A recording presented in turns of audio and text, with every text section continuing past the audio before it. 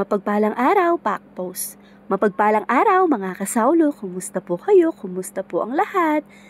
Halata po bang bagong gising tayo? Opo no mga kasawlo, ayan, alas 8 po tayo nag-alarm. At nakalimutan nating anong tawag dito? I-defrost yung mga chicken wings natin. Kaya yung ginawa ko po ay ibinabad ko po agad yan ng tubig para lumambot agad sila. At hiniwa-hiwa ko po yan ng dalawa. Diba po, tatlo yan, yung wings na ganyan. Yung ginagawa ko po ay, hinahati ko lang po yan sa dalawa para maganda po siyang tignan. At para hindi po tayo lugi sa ating presyo. Bale, buffalo wings po pala na medium tray yung pa-order natin. Order po pala ni Ate Day. Shout out kay Ate Day Toledo na nakasama na po natin siya sa Zumba. At ayan po na mga kasawlo, nakita nyo po, Pakpost. Nagpalaga po pala ako ng itlog kay asawa. Naglalaga siya, tapos sabi ko sa kanya, dagdagan mo. At ayun nga po no, dahil madami po yung imamarinade natin or sasangkapin natin na chicken wings, inilipat ko po yan sa black na palanggana natin. Bali pang ano lang po yan mga kasawlo, pang ganyan lang po talaga siya, hindi po namin yan ginagamit pang laba. Talagang strictly pang luto lang po talaga yan. Hindi ko yan nilalabas sa ating laundry area. At ayan, dalawang dalawang ulo po pala ng bawang ang ginamit natin para sangkapan natin yung ating chicken fried wings. Ha!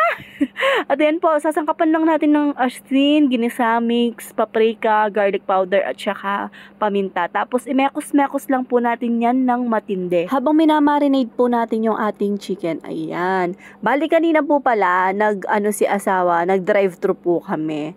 Wow, social drive-thru. Ganyan po talaga pag nadidisoras tayo sa pagluluto po natin o kaya naman pag madami po tayong ginagawa or tamad po akong magluto, ganyan po yung ginagawa ko.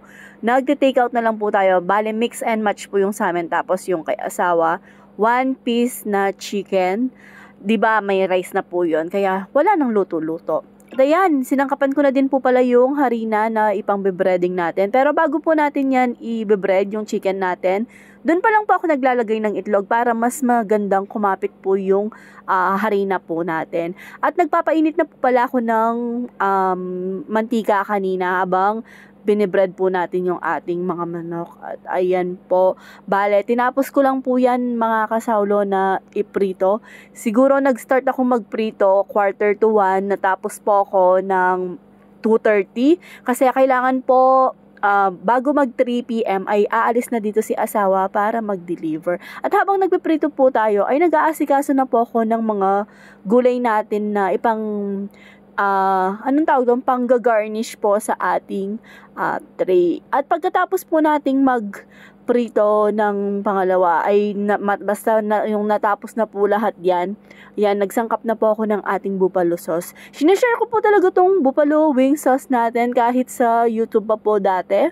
Bale, magtunaw lang po kayo ng butter, tapos maglagay kayo ng hot sauce, ketchup, sweet chili, sugar at saka paminta po. At ayan po, meron na kayong masarap na chicken buffalo sauce.